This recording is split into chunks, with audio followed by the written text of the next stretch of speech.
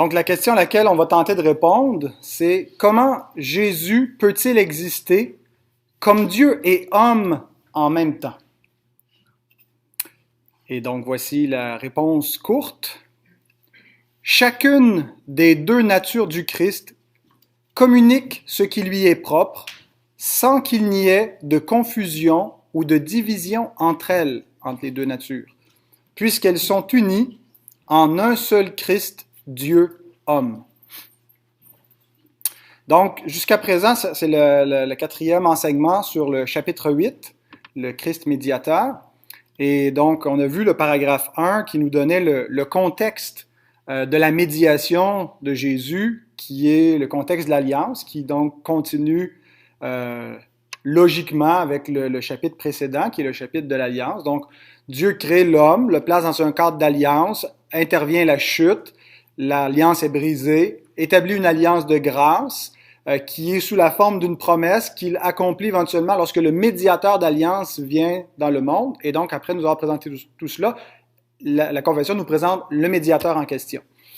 Donc, on a vu donc son identité. En fait, le paragraphe 8 contient la personne et l'œuvre du Christ. Donc, on est toujours dans la personne du Christ, qui est fondamentale. C'est une doctrine qui est incontournable. Avoir une fausse doctrine du Christ, c'est avoir un faux Christ et c'est ne pas avoir Dieu. C'est une mauvaise christologie, c'est fatal.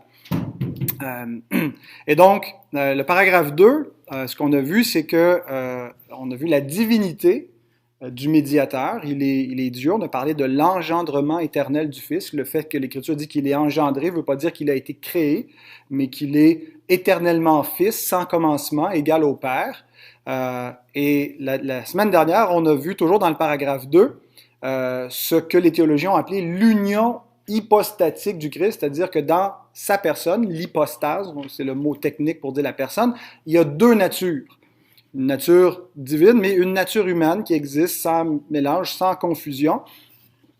Donc, il n'est pas que Dieu, il est aussi pleinement homme. Il n'avait pas seulement l'apparence d'un homme, il n'était pas un homme modifié, qui n'était pas vraiment exactement comme nous, mais il était un homme en tout point comme nous, à l'exception du péché, qui a même participé à notre faiblesse puisqu'il s'incarne après la chute et donc subit jusqu'à un certain point en fait, il va les subir complètement, les conséquences de la chute, va subir la mort. Mais donc, on continue à décrire ce médiateur unique en cherchant à répondre donc à cette question. Comment est-ce que c'est possible que la même personne puisse être simultanément Dieu et homme? On peut imaginer qu'il aurait pu être comme chez les témoins de Jéhovah, ils considèrent que, bon, il a comme laissé ce qu'il y avait de divin. Il n'était pas le Dieu éternel, mais il était la première créature. Il y avait quelque chose de divin, mais il s'est dépouillé de ça. Il n'y a plus cela. Il devient un homme. Après ça, il redevient ce qu'il était avant l'incarnation. Et donc, ça, c'est très logique. Hein? Mais nous, ce que nous croyons, c'est qu'il est, à partir de l'incarnation, Dieu et homme en même temps et pour toujours. Comment est-ce possible? Donc, le paragraphe 3 qu'on va lire nous dit que c'est en vertu de ces deux natures, humaine et divine, qu'il peut exercer la médiation et donc qu'il n'y a personne d'autre. Et on va comprendre pourquoi dans les prochaines études, pourquoi personne d'autre que Christ peut être le médiateur entre Dieu et les hommes. Ça prenait pas juste un homme parfait, ça prenait un homme-dieu ou un Dieu-homme.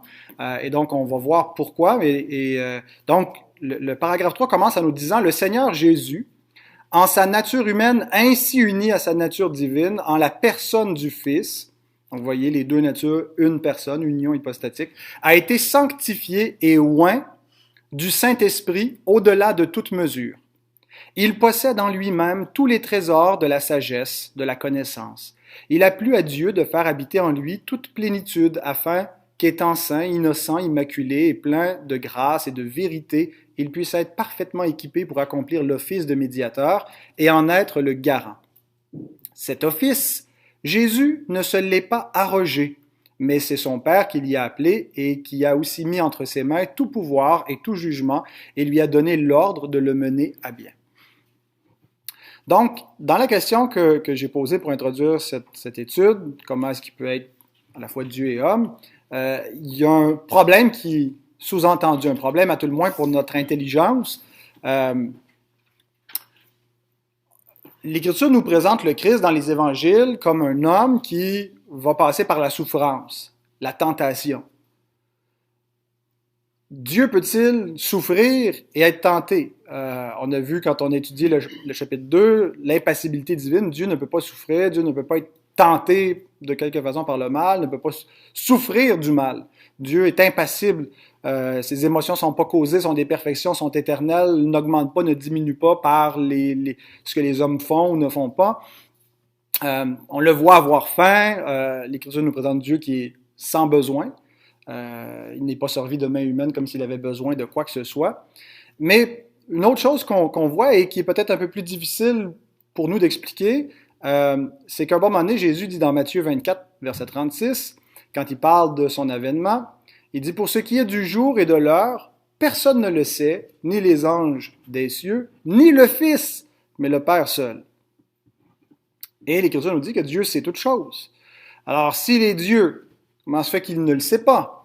Est-ce que Dieu pourrait ignorer des choses? Est-ce qu'il y a des parties dans la Trinité qui fait que le Père sait des choses que le Fils ne sait pas? Et donc, c'est ces difficultés-là que certains utilisent pour dire qu'il n'est pas pleinement Dieu, il n'est pas l'égal de Dieu, il n'est pas Dieu. Donc, comme les Ariens qu'on a vus au 3e siècle, qui ont été condamnés, 4e siècle plutôt, comme les témoins de Jéhovah dans notre temps à nous. C'est pas vraiment la conclusion à laquelle la plupart d'entre nous arrivons. Nous, on reconnaît généralement les chrétiens, en fait, si on ne reconnaît pas la divinité, on n'est pas des chrétiens, la divinité du Fils. Mais généralement, on va dire que pendant l'incarnation, le Fils n'a pas pleinement joui des attributs divins. Qu'il y a comme eu, si on veut, une pause et que pendant qu'il était sur Terre, il ne pouvait pas expérimenter pleinement les attributs de sa divinité. Et c'est une mauvaise compréhension à la fois de ce qu'est la divinité, telle qu'elle a été définie par les chrétiens orthodoxes historiquement, telle que je crois que l'Écriture l'enseigne. Et c'est une mauvaise façon d'expliquer comment Jésus pouvait ignorer quelque chose tout en qu'on affirme qu'il est Dieu et que Dieu est omniscient, que Dieu sait tout. Donc, on ne doit pas concevoir la divinité comme quelque chose dont on peut enlever des parties, parce qu'on a vu que Dieu n'est pas fait de parties. Dieu, la divinité, c'est pas il y a Dieu, puis on y ajoute des attributs. Et donc, Dieu serait composé de un peu d'amour, un peu de justice, plein d'amour, plein de justice, plein de connaissances, et on mélange tout ça, puis on dit, ça fait Dieu. Dieu ne possède pas ses attributs, Dieu est ses attributs. Donc, on ne peut pas enlever un attribut, parce que Dieu ne dépend de rien. On a vu, vous vous rappelez peut-être, la doctrine de la simplicité divine, c'est-à-dire que Dieu n'est pas fait de parties. Donc, on ne peut pas rien lui enlever qui ne soit pas lui. Il n'y a rien en Dieu qui n'est pas Dieu. Donc, on ne peut pas enlever la connaissance divine, puisque Dieu est sa connaissance. Il est ce qu'il connaît, il connaît toutes choses, sa connaissance est éternelle. Donc, on ne peut pas y enlever un aspect de sa connaissance. Elle n'est pas autre que lui, elle n'est pas extérieure à lui, comme son amour n'est pas autre que lui. Dieu est amour, Dieu est justice. Donc, c'est pas comme nous qui sommes des êtres complexes, c'est-à-dire composés de parties. Donc, on peut enlever une partie de nous, on peut être plus ou moins complet, mais on reste un humain. Mais Dieu n'est pas composé, il est. Et il ne peut pas cesser d'être, il ne peut pas être moins que ce qu'il est. Alors, il est sa connaissance et donc il ne peut pas cesser de connaître. Alors, comment est-ce qu'on peut affirmer donc que le Fils Dieu, le Fils éternel Dieu qui était sur terre, ne savait pas des choses qu'il les a apprises? Alors, la solution, c'est pas de dire que les attributs de Dieu ont été mis sur pause, ont été amoindris. La solution, je vous donne le terme latin, c'est la communicatio idiomatum. En fait, on peut la traduire en français par la communication des propriétés de chaque nature. La communication des idiomes, idiomatum, c'est le terme grec veut dire ce qui est propre à chacune de ces natures qui se communiquent à l'unique personne du Christ. Et ça, c'est le paragraphe 7 qui nous l'expose. On fait un bond un petit peu dans le chapitre 8 pour lire le paragraphe 7 qui, en fait, va vraiment avec le paragraphe 2 et 3. Je ne sais pas exactement pourquoi il est un peu plus loin. J'aurais aimé savoir pourquoi les théologiens au XVIIe siècle l'ont placé là, mais Un paragraphe très important pour comprendre donc ce mystère-là. Dans son œuvre de médiation, Christ agit selon ces deux natures, faisant par chacune d'elles ce qui lui est propre. Cependant, en raison de l'unité de la personne, ce qui revient en propre à une nature est parfois attribué par l'Écriture à la personne dénommée par l'autre nature. On va expliquer tout cela. Mais en fait, c'est un mystère incompréhensible. À quoi peut ressembler la réalité d'une personne unique, qui est Dieu et homme en même temps? On n'arrive pas à concevoir comment est-ce qu'il peut expérimenter pleinement la réalité d'être divin et d'être humain sans qu'il y ait de mélange. C'est pas une troisième nature qui résulte de la combinaison de l'humanité et de la divinité. C'est deux natures distinctes, mais unies dans la même personne. De sorte qu'il n'y a pas deux Christ, il y a un seul Christ. Mais il y a des choses qui sont en double dans le Christ parce qu'ils appartiennent à des natures distinctes. Par exemple, sa connaissance. Christ avait deux connaissances. En fait, Christ a deux connaissances encore maintenant. Il a une connaissance omnisciente parce qu'il est Dieu, et il a une connaissance aussi apprise, humaine. Jésus, dans sa nature humaine, a appris qu'il était Dieu, a dû apprendre à lire, a appris qu'il était le Messie, dans sa connaissance humaine, parce qu'il était un homme, mais dans sa connaissance divine, il sait éternellement. Et donc, comment est-ce que c'est possible? Parce que pour nous, une connaissance, on fait l'expérience de la connaissance comme une seule chose.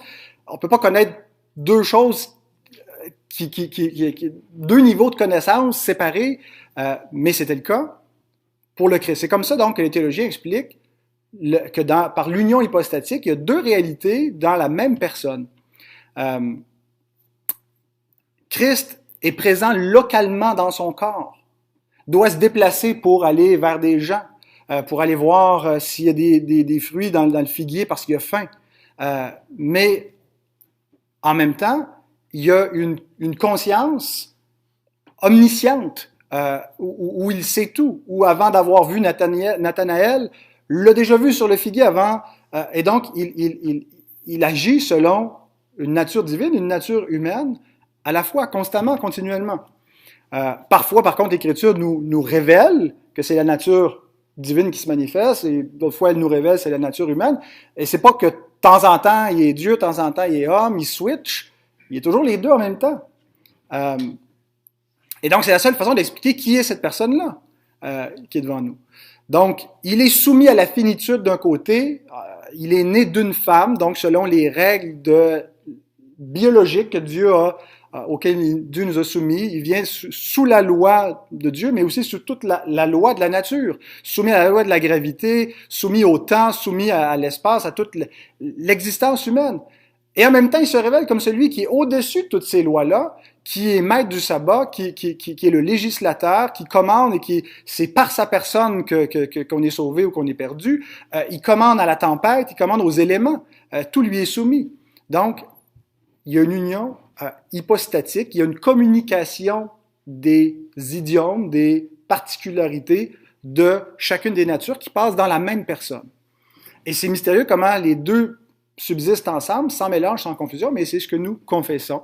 Et sans dire qu'on arrive à comprendre, à expliquer ce mystère-là, mais on l'affirme donc par la foi parce que ces choses-là sont présentes dans l'Écriture.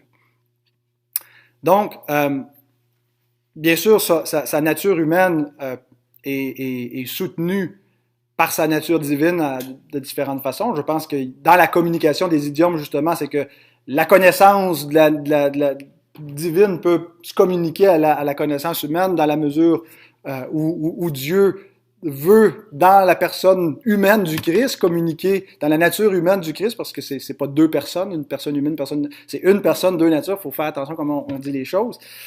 Mais on voit d'ailleurs que dans sa nature humaine, il est soutenu par le Saint-Esprit. Il a l'onction de l'Esprit. On dit pourquoi il a besoin de l'Esprit s'il est Dieu. Pas besoin de l'Esprit pour être conduit au désert, résister au diable, pour apprendre des choses, mais il est homme et donc il reçoit la connaissance en tant qu'homme de la même façon que l'ont eu les prophètes et les hommes avant lui.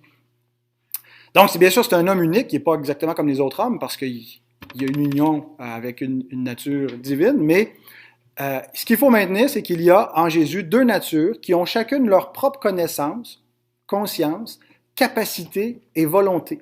Les théologiens ont compris ont affirmé les choses ainsi que dans le Christ, de ces deux natures résultent forcément deux connaissances, deux volontés.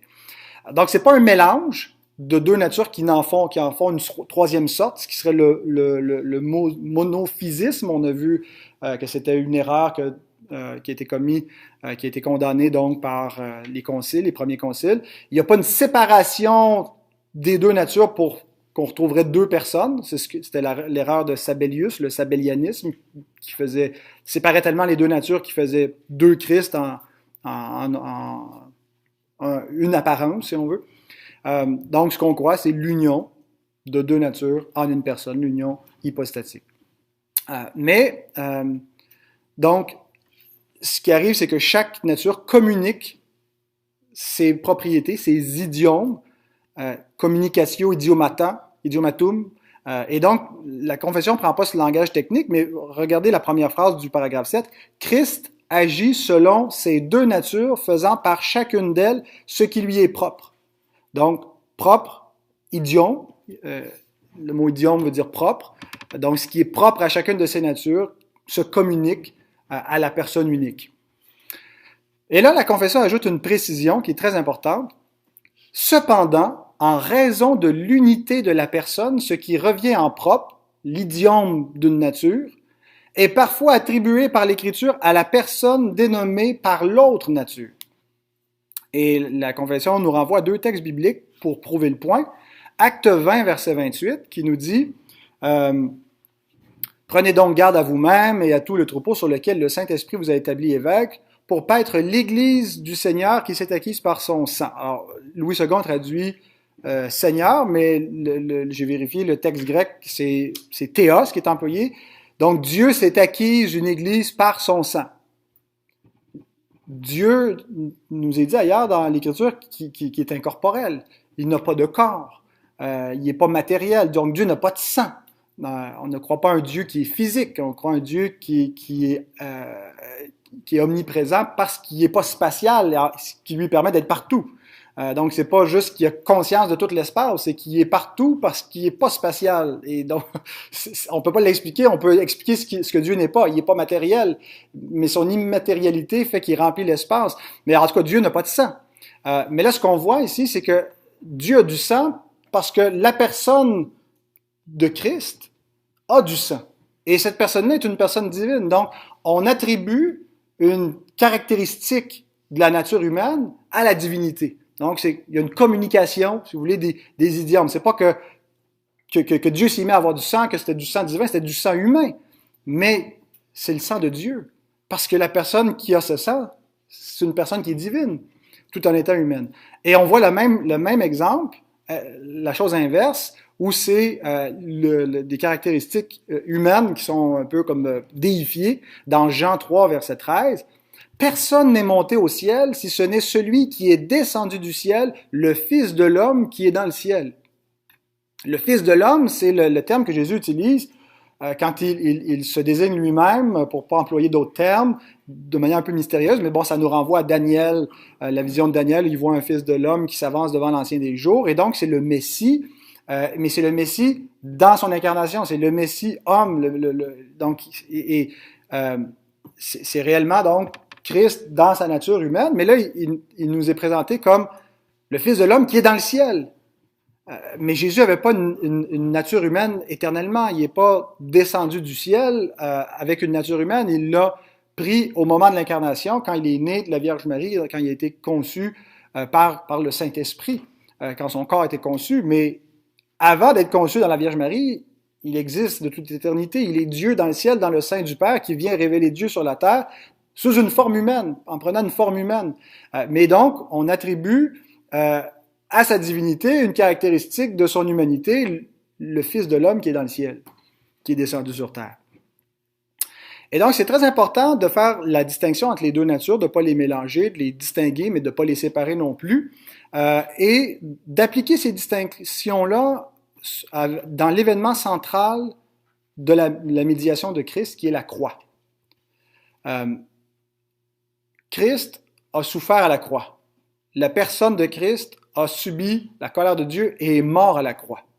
Et c'est important de distinguer entre les natures parce que c'est pas la divinité qui a été maudite, c'est pas Dieu qui est mort à la croix. On peut dire que Dieu est mort à la croix, mais dans la mesure où on comprend que c'est dans la nature humaine que le péché a été puni et qui a souffert. Parce que, autrement, on vient de ruiner ce qu'on a dit au chapitre 2 quand on a confessé l'impassibilité de Dieu, l'immuabilité, l'impossibilité que Dieu soit maudit, qui est le Dieu béni éternellement.